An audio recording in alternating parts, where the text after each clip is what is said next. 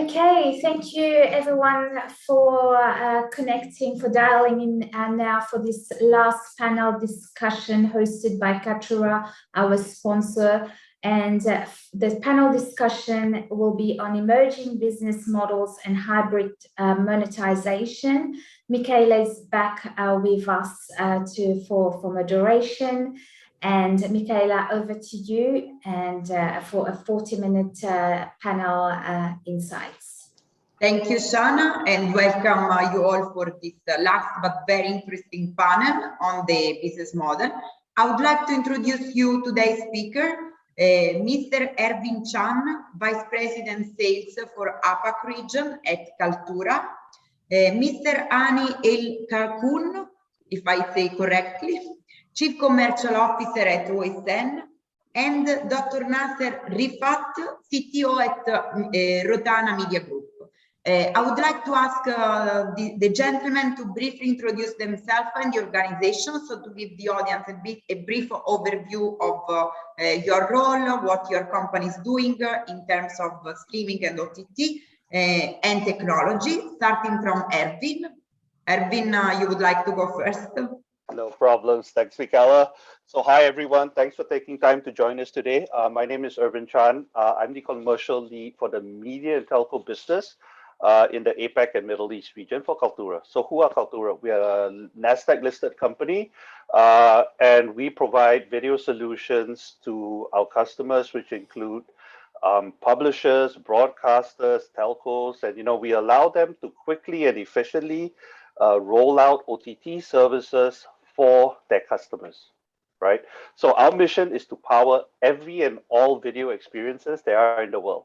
So, we've deployed across thousands of customers across the multiple media companies, telcos like Vodafone, broadcasters like Z, and thousands of enterprise customers as well. So, we consider ourselves one of the leading video solution companies out there, and we hope that you find this panel interesting and worth your 40 minutes after a long day. Thank you. And Dr. Nasser? Yes. Hello, everyone. It's a pleasure being here. I am CTO of Rotana Media Group. I'm a technologist, been in the media for more than 36 years. Rotana is a media group of companies specialized in content and TV production.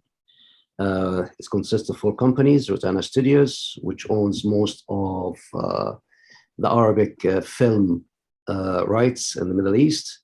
And then we have Rotana Audio, which has most of the artists, singer artists in the Middle East. And then we have Rotana TV channel, which is 25 TV channels. Some of them are encrypted, some of them are FTA, and it goes through lots of modelings, which we'll discuss today. And then we do have our marketing and sales arm, which is RMS, that manages all the sales and the digital monetization as well for the group. Okay. Hani? Wonderful. Thank you, Michaela. And it's Hani Al-Kuhan. It's a little harder for you to say my last name, but fine. I'm the Chief Commercial Officer for OSN. OSN is a leading pay TV and OTT SVOD service in the Middle East. We've been around for over 25 years and have been leading and bringing entertainment to the household and consumers in the MENA region.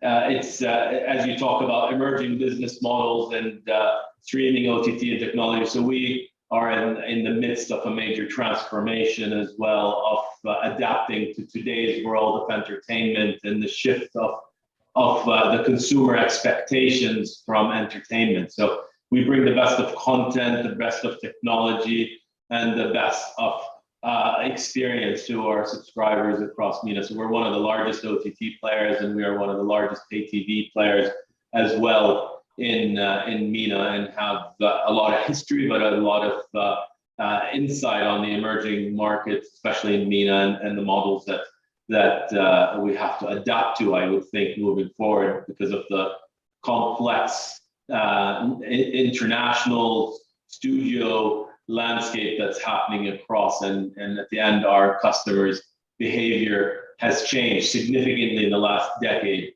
and actually continues to evolve almost every month as we get through it. So, and that has also transformed not what we offer them, but even the content and the lineup and everything else that also has to evolve across it. So that's all it's at this point, and looking forward to some great discussions. Okay, thank you all, guys. So the first topic we are going to address is monetization and business models. We have representative from, you know, the traditional FTA, pay TV moving into OTT. And OTT, we know there are traditional, the SVOD model, and then the AVOD, the TVOD.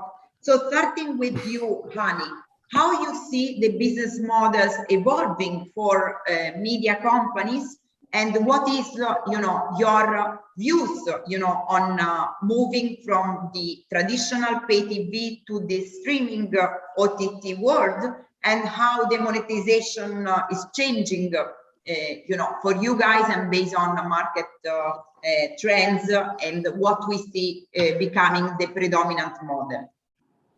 Sure. So I think at the heart of all of this is that consumer, is that viewer, right? So we've obviously seen a major transformation with the adoption of OTT and digital, and not only in how they watch, but how we deliver our service. So I think we're in the midst of a major transformation happening in where we are at. I think at the core is that consumer viewership behavior that has changed. I think today a consumer is looking for things to watch on demand. So SVOD comes in quite important as you look at it, but as well, we still see that the consumer also believes and wants to see content curated based on themes, and we still see obviously a future for linear TV and channels being delivered to them. I think how we deliver that service will evolve quite fast over time, and where we put it all together at the end of the day. So the OTT and SVOD is growing at phenomenal rates, and we obviously see multiple OTT subscriptions per household as we look at it. But the consumer also has left, especially in this part of the world, the free-to-air and the premium linear TV as well is a live market that continues, and looking at content that makes sense in that world and how that evolves over time is something that we all have to evolve in throwing that. So, you know, a classical example, typically, as we look at time, a consumer won't be waiting to watch a series at 8 p.m. on Thursday, right? So they want to binge watch series and want to see that at 7:47 or whenever they want and go through it, right? So that behavior shifts, but at the same time, we see a lot of consumers wanting a full experience across linear and SVOD, and as we know it, there's multiple SVOD subscriptions per household. So bringing that all together is kind of what we have been focused on in evolving our business model, leading in OTT, but also making sure that they have a quality pay TV experience. And we've brought both worlds together. It continues to evolve at that point. But at the core of this in the future, in my view as well, comes in streaming. And streaming as something people will want the digital experience. It's just what we deliver over that becomes quite rich as time goes. But streaming is truly the platform or the technology of that can bring and curate the whole entertainment experience together. And we'll have to be a challenge over time as an industry to make sure that we try to cohesively bring that together, obviously in a complex, as I said, in a complex content world where it's pretty fragmented in the different SVODs that are out there that where customers probably, as I said, have 2 to 3 OTT subscriptions to watch what they want at that point. Yeah, great. Dr. Nasser, from Rotana perspective, what's your view on how the business model are evolving? Well, as you know that we do have FTA is going to continue. Yeah. However, monetization FTA is moving slowly from normal FTA to fast TV channels model. for further monetization. SVOD, AVOD, IVOD, TVODs, all the VODs that they are, is the way to go with a hybrid model. Going with SVOD only, I don't think is going to work out. Going with AVOD is not going to work out. It's the mix and match between the A and the S and the I and the T, as well as the FTA. This is what it's all about. So, and it depends from market to market. Like we know regarding SVOD, of course, SVOD Hani is going to continue. It's like in 2026, it says going to be like 18 billion subscriptions for SVOD, and this year is like 1.6, I think, billion subscriptions worldwide. In MENA, Middle East, I think we are behind everybody, behind the US, behind Eastern Europe, Latin America, as well as, but we are as well Africa. Africa is more subs than what we have in MENA, Hani, which is, again, it says about the content. So monetization, when we say, like, for us, we are an Arabic-oriented content creators, and we focus in Arabic, whether films or entertainment. And within the, take it one by one, within the linear stream, what we start doing, going slowly but surely into a specialized channels, but an encrypted and targeted channels to different markets, to Europe, as well in US, and then soon we have more and more channels going into Europe as well, specialized but encrypted. And we have some in the Middle East. Encrypted channels as well, as Hani knows,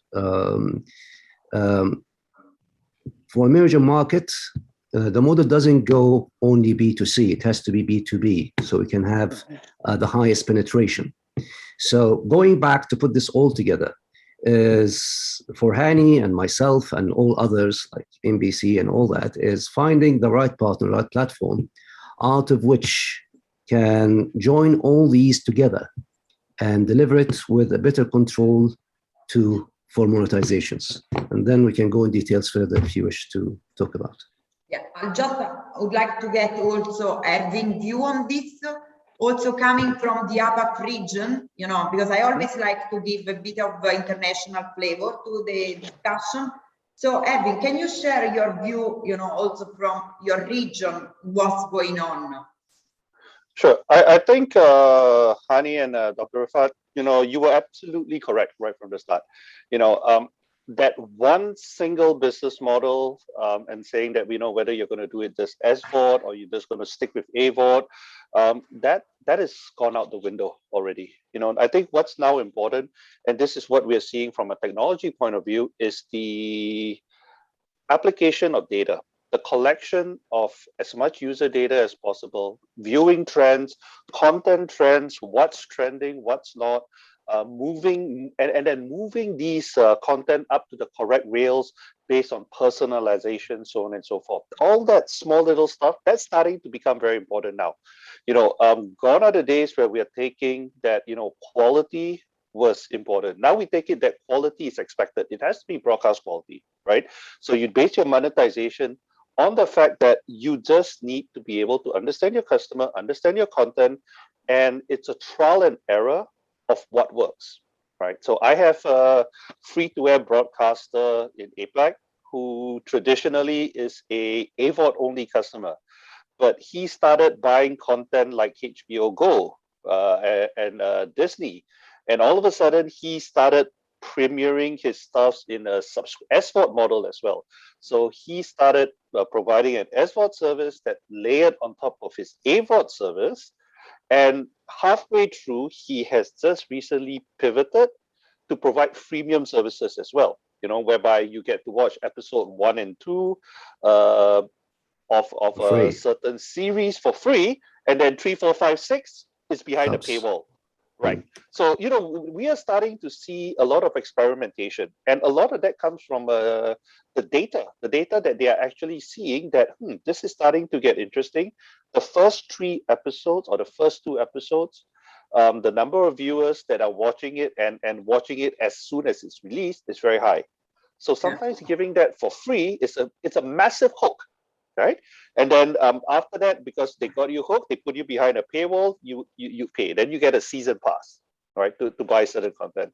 And that's the transformation of TVOD as well, right? So TVOD's gone from a traditional per event TVOD to season passes, right? Just buying one season on its own. And even season passes now, there is the differentiation whereby you could do you buy a season pass, you get the content earlier than if it would to fall in a traditional AVOD platform. Oh, really? Right. Yeah.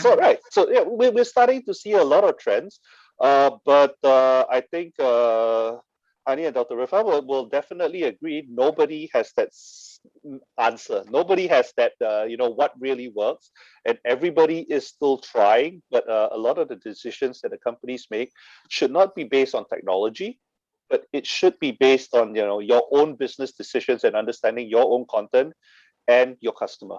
I think that's where, as a company, we want to come in. Yeah, great. Going back to the digital streaming services, we have seen OSN and Botrotan are entering into this arena. So I would like to get from Ani his view, how the evolution of the landscape has moved to the streaming and how OSN has responded to this. We know you guys also have partnered with Disney Plus to offer the content for the MENA region. So I would like to get your view, Ani, on this journey and what has been, the major, direction, challenges, and opportunities, like to complement your pay TV offering with the streaming services. Sure. So I'd like to actually piggyback on a comment that Urban made, because that kind of gives you a view of our evolution of our OTT journey. Because part of the major thing that you look at, especially in this world, is how intelligent your service becomes. The personalization piece, the ease of content discovery, the ease of searching, the ease of making that service be applicable to that individual based on their viewing behavior. So that's, I think we're quite proud to say at least one of the journeys we've done is we've upgraded our platform in record time and had that happen earlier this year. That gives a superior experience. We've seen tremendous growth. I think as well, the other comment Dr. Nasa said as well is, I think we're on the tail end and the head end of that journey. We're not as this region, we still haven't seen the growth path that happened. There's 576 million is a population in MENA, and I think Dr. Rafa gave a view. There's many different views of what the SVOD subscriptions are in this region, but they're definitely not even touching the major percentage of that 576 because of the emerging markets behavior as well as you go through it. But what I can tell you is that streaming is a foundation for us moving forward. The SVOD subscription service and giving the best of content across that is core to our strategy as we're moving forward. We historically have been an SVOD, a subscription model, and we continue that. We do curate in our pay TV offering the free to air and premium linear channels and SVOD. But for example, in that world, we've brought together our offering. We don't offer anything in the market without SVOD as part of the OSN streaming, because that, as I come back to my first point, is around consumer behavior. Consumers want to have it all there. They want to have the choices they want. We have an emerging market with free to air will still be prevalent over time, and then there's that choice of availability of different content that comes in from the different providers as we go through. And as well, our business model goes across in that world, because we're not only a B2C provider, but we are a B2B and a B2B2C with our partnerships that we have across. So part of our major success as well, especially on the OTT side, is part of our telco partnerships as well that have seen tremendous growth and applicability of giving those choices to those telco subscribers as well from that side. So it becomes quite wide in how you service this market, because the end of the day, we're not one country. We're a fragmentation of multiple countries with multiple behaviors and multiple stages of broadband connectivity that adapts to it as we go forward. So this is kind of where we are today. In the future, I'm sure we'll have to evolve even more our business models as we go forward, because it is a changing landscape, and agility becomes quite important as we go through, and as broadband becomes and mobile connectivity becomes more prevalent, and might be quite high in some of some of the GCC or some of the evolving countries, but there are some countries that still have not seen that evolution, right? So I know in Iraq we just launched 4G, right? So even though streaming works with 3G, but more subscribers will need 4G and more connectivity that you look at it. But that's where I think there's a huge growth path going on in the next couple of years, and it's about really having the best of content as well as the technology that I echo Irvin's comments, right? That needs to be really smart, and we have to have as much artificial intelligence and data science and data collection and making sure it goes back to that consumer and making sure that it's applicable to them, because at the end of the day, if someone can't find something to watch within, I think what the last report I read is 20 to 30 seconds, they're going to go look somewhere else, right? And we need to be leading in that. And that's kind of been our journey so far, and quite proud to say we've made tremendous progress and had some really good success out of that over the last year as we speak. Thanks, Ani, for your detailed discussion. Dr. Nasser, let's look at Rotana. What's the journey from FTA, pay TV to OTT? What's your view on that? Okay, as you know, content is king. It's the core of all the discussion is the content. And the exclusivity of the content to have an edge over others. So some others go and acquire, some others produce. Now, with Rotana as a producer, we recognize from the beginning, we're not only in MENA, no, we should be worldwide available. So with worldwide availability, we went through first our FTA, distribution our FTAs globally, and globally went through satellite distributions, and then we merged into the streaming world. So we start distributing by streams to different partners, different telcos, different IPTVs with different models globally. And then we moved into the OTT world. This is way back. So we do have our own OTT app, which is called Rotana Arabic, Rotana Plus Arabic TV. It's an OTT app which has most of our library, plus most of our channels streamed to it already. It's based on SVOD model. However, it is merging now, it's moving to a hybrid model. Availability, it's available in, we started in US market, and then we moved to South America, and then Europe, and then we'll be having it in Asia, and then we'll be rolling it out into the Middle East. However, we recognized that B2B and B2C as well, to have the most impact for your OTT distribution, you have to have partnerships with others. Arabic content, yes, it is a must, and we're okay with that. But slowly and surely, we found in the OTT world that the viewer, he wants to have more into his plate. He wants to have multiple languages, multiple subtitles, multiple dubs, plus original contents from each country. So this is the direction which we are going to. And we have another OTT app, which is only for our library, the film library as well, drama, which is distributed only in UK. And we have others, OTT, as well as web presence, that has most of our catch-up, the BVOD part of it, available. But we go back to the core. We should be thinking internationally. We think MENA, but international market is bigger. And there are lots of Arabic-speaking audience globally. And there are first generations and second generations, and each one of these generations have different requirements of contents, etc. And this is where the personalization comes as an impact. The AI comes as an impact in terms of collecting the data and pushing the right content to the right people. Within our R&D, we're working continuously in improving our OTT platform, as well improving the collection and choices that we give to our partners. And for Rotana, we are partnered with everybody, mainly with all OTTs, with Netflix, with OSN, with NBC, with Watch-It, Shahid, everyone, as well, all the way in US and globally.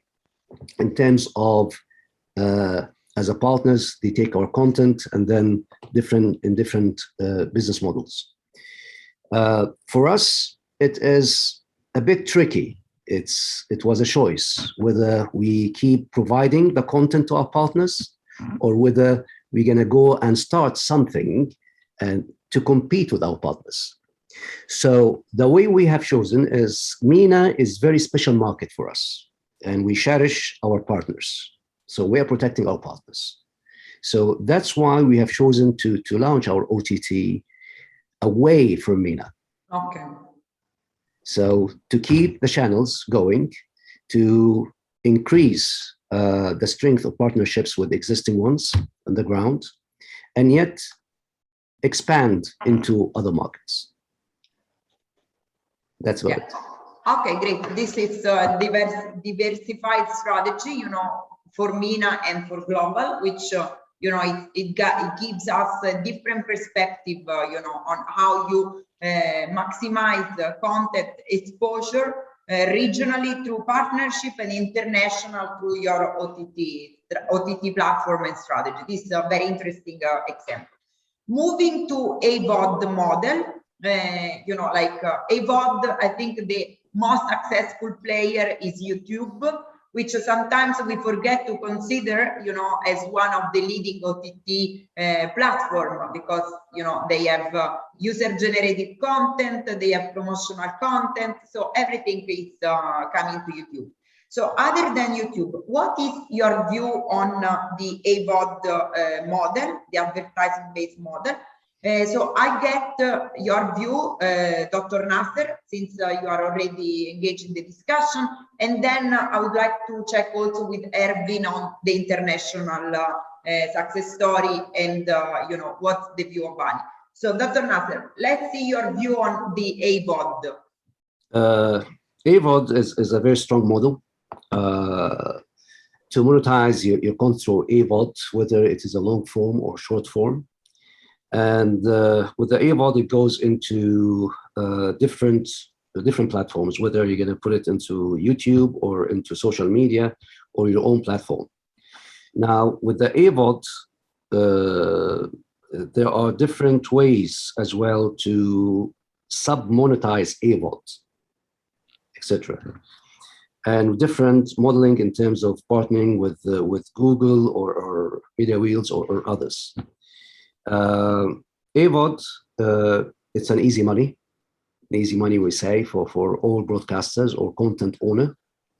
And the trick of the AVOD is how to make this content appealing and how you make it searchable to everybody to find it.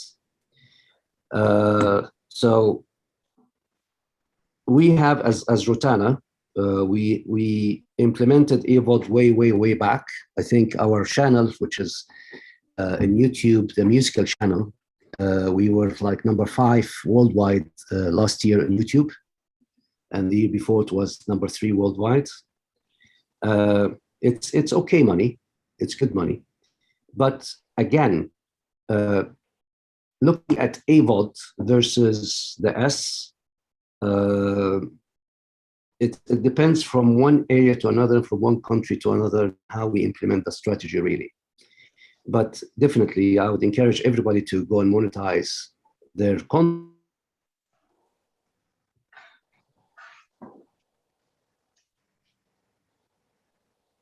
And I has cannot been hear saying, you. Yeah, okay. yeah. what Evan was saying is like putting like 2 episodes or for free as an A model, and then build the hook, and then drive the audience to your subscriptions and other transactions. So hybrid model. So A is the entry point. AVOD is the entry point for all monetizations. Yeah, okay. Erdin, you would like to add some comments, from your perspective? So I think Dr. Nasir is absolutely correct. We see a lot of our customers using AVOD as an entry point. A lot of the times, if they are a smaller broadcaster, as they are trying to grow their base, their audience base, AVOD's a very good option, right? Because it allows the content to go out, it allows the people to watch, and like you said, get them sticky. The only way your audience gets sticky is by watching your content. And I think we see a lot of niche customers trying out the AVOD model first, because niche content is sometimes very unique. A lot of people would say, no, it's niche content, it should go behind a paywall because it's niche. You've only got such a small base, but sometimes people just feel that they won't pay for the niche content. But with the one thing that we've realized with the COVID pandemic is people are watching a lot of things. Right, the people are just spending so much time watching content, and the one thing that we've learned from YouTube is, if you've got a good recommendation engine, anything can be found. You can start watching a motorcycle video and end up watching a cat video 2 hours later. Right, you have no idea how you ended up there, but your recommendation engine has just brought you there. So working with good recommendation, and an AVOD model, it gives you the opportunity to be successful.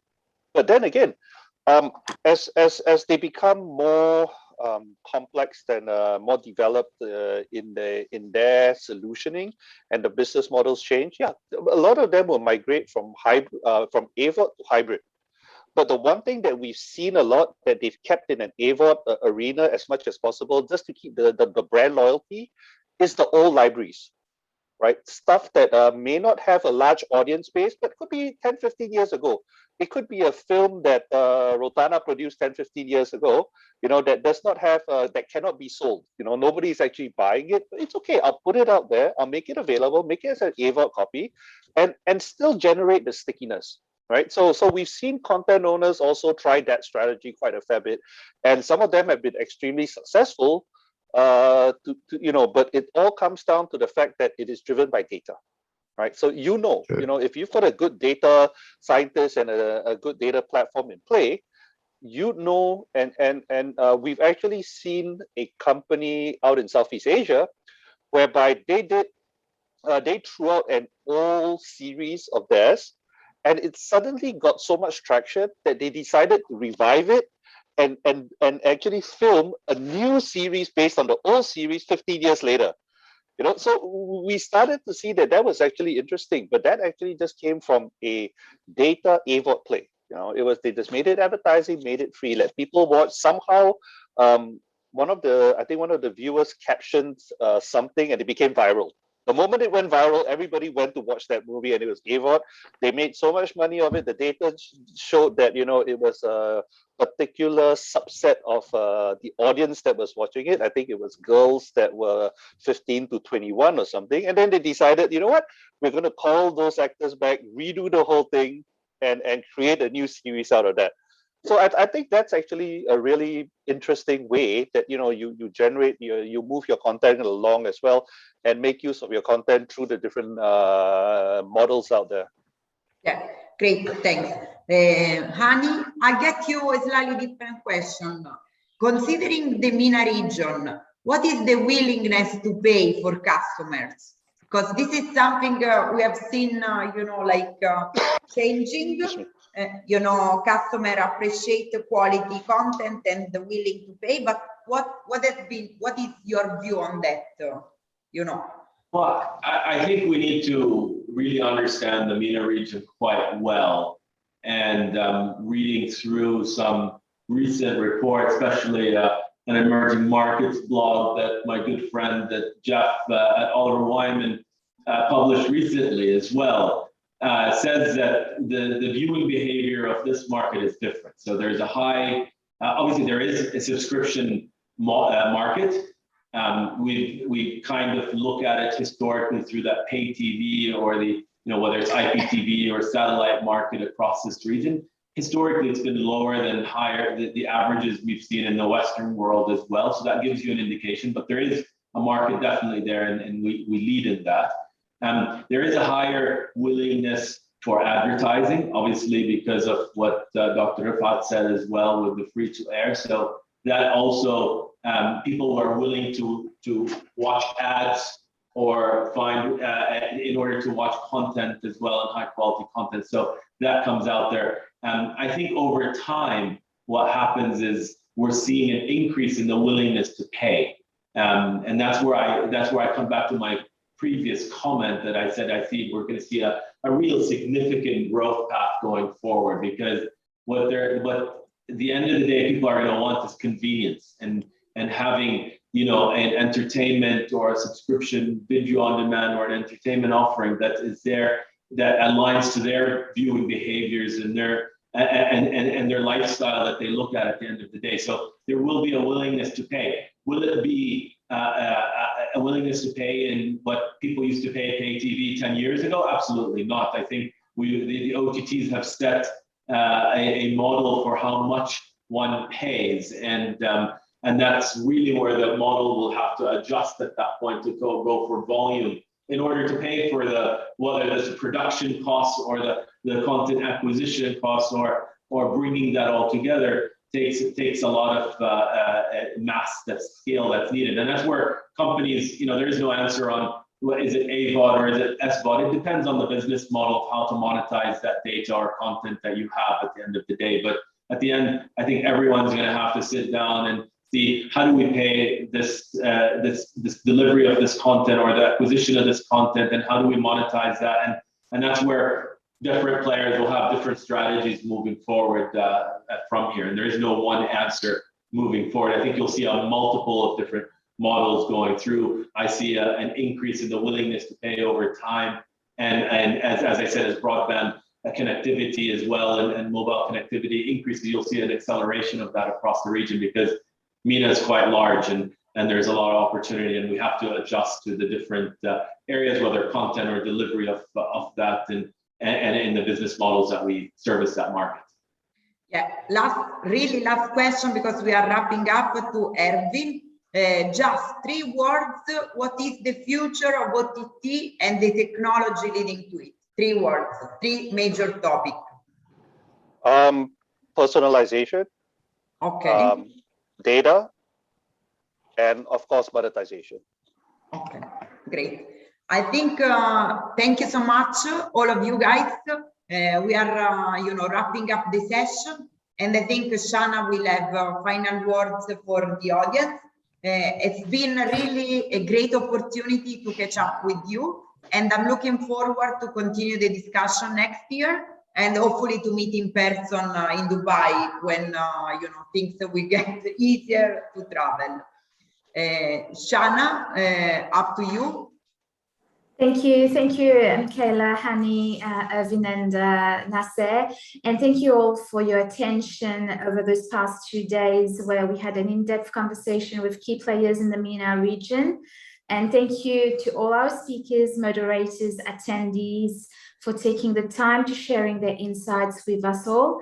And a big thank you goes to all our sponsors, of course, Limelight Networks, Bitmoving, Harmonic, Orange, EZDRM, Molotov Solutions, Cinemedia, Editor, Mediagenics, and Babeleye, KALTURA, Smart Display, and 3WS. And please stay connected on our LinkedIn page and DataAxis website to know more about what's coming up for the rest of 2021 and also what's new for 2022. Thank you all, and bye for now. Thank you. Bye. Bye, everyone.